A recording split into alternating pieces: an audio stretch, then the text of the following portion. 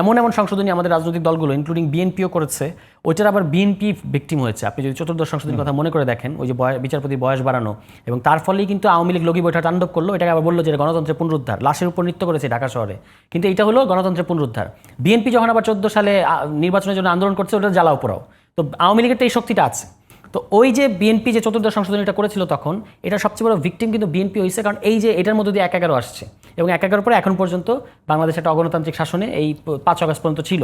ফলে এগুলো থেকে আমাদের বেরোতে হবে। 2/3 থাকলেই আপনি একটা যে কোনো সংবিধান সংশোধনী করে ফেলবেন, এটা হওয়া উচিত না। আমরা এই পরিবর্তনগুলোর কথা বলেছি। যদি আওয়ামী লীগ কোনোভাবে সুযোগ পায়, কারণ আওয়ামী লীগ তো শুধু আওয়ামী লীগ না, আওয়ামী লীগকে বুঝতে হবে ভারতকে যুক্ত করে, মানে দিল্লিকে যুক্ত করে, যারা প্রকাশ্যে তাদের রাষ্ট্রীয় পজিশন হচ্ছে সমস্ত দলের, ওরা ওই শেখ হাসিনাকে যাওয়ার পরে সর্বদলীয় বৈঠক হয়েছে এবং তারা সিদ্ধান্ত নিয়েছে যে তারা আওয়ামী লীগকে বা শেখ হাসিনাকে আশ্রয় দেবে। ফলে এটা আর ওদের কোনো অনানুষ্ঠানিক পজিশন না, সরকারি পজিশন বা রাষ্ট্রীয় পজিশন। তারা তো ক্রমাগত চেষ্টা করে যাচ্ছে, এবং পত্রপত্রিকায় নানা সময় নিউজ হচ্ছে যে তারা এখানে কীভাবে এখনও নানা ধরনের চিন্তাভাবনা করছে। আমরাও কিন্তু একটা ঝুঁকির মধ্যে আছি, মানে আমরা সবাই, হ্যাঁ, কখন কি ঘটায় ফেলে বা কি ঘটায় ফেলতে চায়। সেদিনও এক জাকপার একজন রাজনীতিবিদের উপরে হামলা হলো, এগুলো কিন্তু চলতেছে। ফলে যদি তারা কোনোভাবে সুযোগ পায়, যেটা আমি মনে করি যে আমরা যদি আমরা এই জায়গায় আবার ঐক্যবদ্ধ আছি, এটা হচ্ছে একেবারে ফাইন লাইন, যেখানে আমাদের মধ্যে সংস্কার নিয়ে, নির্বাচন নিয়ে অনেক ধরনের বিরোধ আছে কিংবা অনেক ধরনের দূরত্ব আছে, কিন্তু আওয়ামী লীগ প্রশ্নে যে আমার কাছে মনে হয় না যে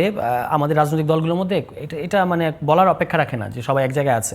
কিন্তু এরা যদি সুযোগ পায় তাহলে অবশ্যই আমাদেরকে ডিরেক্ট হত্যা করবে, মানে অন্য কিছু করবে না, মানে জেলে নেওয়া, এই নেওয়া সেই নেওয়া না, মানে ডিরেক্ট হত্যা করবে, ফাঁসি দেবে। এবং তারা এইটাই কিন্তু সারা পৃথিবীতে বলার চেষ্টা করছে যে একটা 5 আগস্টে কোনো গণঅভ্যুত্থান ঘটেনি, একটা ষড়যন্ত্র হয়েছে, মেটিকুলাসলি ডিজাইনড একটা ষড়যন্ত্র, এবং তার মধ্য দিয়ে আসলে আমরা অবৈধভাবে ক্ষমতা দখল করেছি, এটাই কিন্তু বলা হচ্ছে। অথচ আওয়ামী লীগের শাসনামল ছিল অবৈধ অন্তত 2011 সালের পর থেকে, যখন তারা ওই তত্ত্বাবধায়ক সরকার বাতিল করে দিল, তারপর থেকে কিন্তু আওয়ামী লীগকে আপনি আর জনগণের সরকার বলতে পারবেন না, মানে ভোটের সরকার বলতে পারবেন না। এরপর থেকে এটা আসলে, এবং অফিসিয়ালি 14 সালের পর থেকে এই সরকার অবৈধ সরকার। এই অবৈধ সরকারকে সরিয়ে বাংলাদেশের মানুষজন একটা বৈধ নির্বাচিত সরকারের পথে হাঁটা শুরু করেছে, যেটা আমাদের স্বাধীনতার ঘোষণাপত্রে পরিষ্কার লেখা আছে যে একটা ন্যায়ানুগ এবং নিয়মতান্ত্রিক সরকার মানে সরকার আমরা জনগণকে দেবো, এটা হলো আমাদের commitment to the nation. Awami League এটা কিন্তু বিট্রে করেছে। এখন তারা যদি সুযোগ পায় অবশ্যই, এবং তাদেরকে আমি যেটা বুঝি সেটা হচ্ছে যে পুরো একটা নেশনকে, পুরো একটা জনগোষ্ঠীকে, শুধু তো রাজনৈতিক দলগুলো না, রাজনৈতিক দলগুলোর বাইরেও তো মানুষ আছে, এই পুরো একটা জনগোষ্ঠীকে, পুরো একটা জেনারেশনকে মানে হস্টাইল করে, এবং পুরো একটা জনগোষ্ঠীর বিরুদ্ধে তো আপনি রাজনীতি করতে পারবেন না, ঠিক আছে? মানে এবং রাজনীতি মানে কি, আপনি এখানে এন্ট্রি নিতে পারবেন না। একটা কথা বলি, একেবারে অন্য আলোচনাটা একেবারে আমি একটু সহজ করি কথা বলি। বিশেষ হলো এরকম যে একজন মানুষ তার পরিবারের জন্য কিন্তু 100 ভাগ, তো 2000 মানুষ বা 1500 মানুষ জীবন দিল, জীবন দিয়ে একটা ব্যবস্থার বিরুদ্ধে তারা জীবন দিল, জীবন দিয়ে সে ব্যবস্থার পতন হলো আপনাদের নেতৃত্বে। তো বিএনপি বলেন আপনাদের নেতৃত্বে, তাই তো? আপনারা কি দিলেন মানুষকে? আমরা যেটা সবচেয়ে বড় যেটা দিয়েছি মানুষকে, সেটা হচ্ছে আওয়ামী লীগ মুক্ত বাংলাদেশ। তো এইটা হলো এমন অর্জন যেটাকে আপনি আর মানে আন্ডু করতে পারবেন না। এরপরে আরও দেওয়ার ব্যাপার ছিল, যেমন আমরা যে ধরনের রাষ্ট্র কাঠামো বাংলাদেশে এই ফ্যাসিবাদ তৈরি করে, এইটাকে আপনার সংস্কার করতে হবে, এটাকে বদলাতে হবে। আওয়ামী লীগ যে বেজের উপর দাঁড়িয়ে আওয়ামী লীগ হয়েছে, রাইট, এক্স্যাক্টলি। আবার আওয়ামী লীগ যে বেজের উপর দাঁড়িয়ে আওয়ামী লীগ হয়েছে, কারণ আওয়ামী লীগের মানে রাজনীতি ছিল এরকম যে শুধুমাত্র ক্ষমতা এবং অর্থের জন্য যা ইচ্ছে তাই করবে।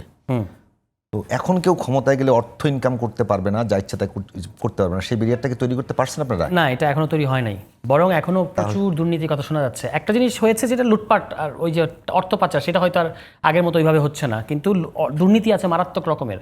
এবং সরকারের মধ্যে এই যে এখন যে সংস্কারের যে ইয়েগুলো চলতেছে, সংস্কারটা কেন করতে হবে? কারণ এই আওয়ামী লীগ কিন্তু শুধু অর্থ আর টাকার জোরে এটা করেনি। আওয়ামী লীগ একটা কনস্টিটিউশনাল অ্যারেঞ্জমেন্ট আছে তার পক্ষে, যে এক ব্যক্তিকে যে ক্ষমতা কাঠামোর মধ্য দিয়ে শেখ হাসিনা হয়ে উঠেছে, এবং তার সাথে আবার একটা ভাবাদর্শিক ক্ষমতা আছে, বাঙালি জাতীয়তাবাদ এবং মুক্তিযুদ্ধের চেতনা, এই সব মিলিত আওয়ামী লীগ হয়েছে। এখন এইটাকে আমাদের মানে ঠিক করাটা হচ্ছে আমাদের প্রধান চ্যালেঞ্জ। দেখেন, এটা আমি বলবো বাংলাদেশের ইতিহাসে রাজনীতিবিদদের মধ্যে সেটা কত দূর, সেটার পথটা অনেকটা মানে ঘোলাটে হয়ে গেছে। আগাতে পারছেন কিছু আপনারা? না, অনেক দূর আগানো গেছে। জুলাই সনদ হয়েছে, এইটার অর্জনটা কম না। জুলাই সনদের যে প্রস্তাবগুলো এসেছে, এই প্রস্তাবগুলো যদি বাস্তবায়ন হয় তাহলেও আমরা অনেক বেটার জায়গায় যাব, কিন্তু এইটা বাস্তবায়নের পদ্ধতি নিয়ে এখন আমরা এখানে আটকে আছি। এই ক্ষেত্রে সমস্ত রাজনৈতিক দলকে, এবং এখানে আমি বলবো যে অবশ্যই বিএনপির দায়িত্ব সবচেয়ে বেশি, বিং দ্য লার্জেস্ট পার্টি, তাদেরকেই সবচেয়ে বেশি, যেটা ভাই একটু আগে বলেছেন যে যেহেতু বিএনপির মোটামুটি নির্বাচন হয়ে বোঝা যাচ্ছে যে বিএনপি হয়তো জনগণের ভোটে ক্ষমতায় আসবে, তাদের তো হারানোর কিছু না, নেই এখানে। আমি এটা কেন খণ্ডন করবো না কথা না ঠিক আছে, মানে এটা হচ্ছে রিয়েলিটি এই মুহূর্তে, সবাই এটা ধরে নিয়েছে। কিছুটা, হ্যাঁ। যদিও ইলেকশন সব আপনি একেবারে হওয়ার আগ পর্যন্ত কোনো কিছু নিশ্চিত করে বলা যায় না, তবু আমরা এটা ধরে নিই, অসুবিধা নেই। এই জন্যই বিএনপির দায়িত্ব ছিল সবচেয়ে বেশি সংস্কারের প্রতি, মানে এই যে সংস্কার প্রস্তাবগুলো এসেছে এগুলোর প্রতি আসলে সবচেয়ে বেশি কমিটমেন্ট দেখানো এবং বাস্তবায়নের ক্ষেত্রে নেতৃত্ব দেয়। এখানে বিএনপির কিন্তু অনেক ঘাটতি আছে। যদিও বলবেন, যদিও একটু শেষ করি, যদিও বিএনপি বলতেছে যে আমাদের বলতে চাই, ছোট মানুষ বলতে চাই, আমাদের 31 দফা আছে, আমরা 2016 সাল থেকে এগুলোর কথা বলি, কিন্তু এখন যে একেবারে ফান্ডামেন্টাল রিফর্ম প্রপোজালগুলো আছে এগুলোর ক্ষেত্রে কিন্তু বিএনপি অনেকগুলো জায়গায় এখনো অনমনীয় আছে। তো সেটা কিন্তু, যেমন ধরেন আপনার এই যে কনস্টিটিউশনাল পোস্ট, রাষ্ট্রীয় যে সাংবিধানিক প্রতিষ্ঠানগুলো নিয়োগ কিভাবে হবে। হ্যাঁ, না প্রথমে এনসিসি তোর কথা ছিল, পরে এনসিসি থেকে এসছে যে একটা নিয়োগ কমিটি করবো আমরা, যে নিয়োগ কমিটির মধ্যে দিয়ে আমরা সাংবিধানিক পদগুলোতে নিয়োগ দিব। এইটার ক্ষেত্রে এটা এখন নিয়োগ দেয় কিন্তু রাষ্ট্রপতির মাধ্যমে প্রধানমন্ত্রী, এবং এইটার মধ্যে দিয়ে আপনি পুরো স্টেটটাকে ক্যাপচার করেন, এটাকে দূর করাটা হচ্ছে সবচেয়ে জরুরি। তারপর হচ্ছে আপনার আপার হাউসে পিআর কেন দরকার, কারণ সংবিধান সংশোধনের ক্ষেত্রে আপনার যখন 2/3 থাকে, এমন সংশোধনী আমাদের রাজনৈতিক দলগুলো ইনক্লুডিং বিএনপিও করেছে, ওইটার আবার বিএনপি ভিকটিম হয়েছে। আপনি যদি 14th সংশোধনীর কথা মনে করে দেখেন, ওই যে বিচারপতির বয়স বাড়ানো, এবং তার ফলেই কিন্তু আওয়ামী লীগ লগি বৈঠক তাণ্ডব করলো, এটাকে আবার বললো যে গণতন্ত্রের পুনরুদ্ধার, লাশের উপর নৃত্য করেছে ঢাকা শহরে, কিন্তু এটা হলো গণতন্ত্রের পুনরুদ্ধার। বিএনপি যখন আবার 14 সালে নির্বাচনের জন্য আন্দোলন করছে, ওটা জ্বালাও পোড়াও। তো আওয়ামী লীগের তো এই শক্তিটা আছে। তো ওই যে বিএনপি যে 14th সংশোধনীটা করেছিল তখন, এটা সবচেয়ে বড় ভিকটিম কিন্তু বিএনপি হয়েছে, কারণ এই যে এটার মধ্যে দিয়ে 1/11 আসছে, এবং 1/11 পরে এখন পর্যন্ত বাংলাদেশ একটা অগণতান্ত্রিক শাসনে এই 5 আগস্ট পর্যন্ত ছিল। ফলে এগুলো থেকে আমাদের বেরোতে হবে। 2/3 থাকলেই আপনি একটা যে কোনো সংবিধান সংশোধনী করে ফেলবেন, এটা হওয়া উচিত না। আমরা এই পরিবর্তনগুলোর কথা বলেছি।